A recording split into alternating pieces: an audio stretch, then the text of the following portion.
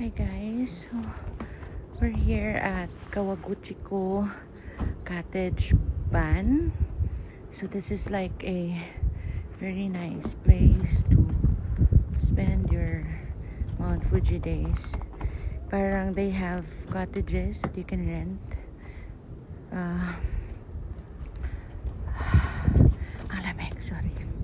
So this is the reception area at my back. And then we have a special guest, of course, Mount Fuji there. And then yung cottage na yan is where we are living. We're staying. As of the moment, we rented it for 3 days and 2 nights. Ay, hindi. Parang 3 nights and 4 days pala. And today is our relaxed day. We're not gonna do anything that is planned. Parang go with the flow today. Although we will be waiting for the fireworks tonight pala. Kasi yan po yung pinunta natin dito.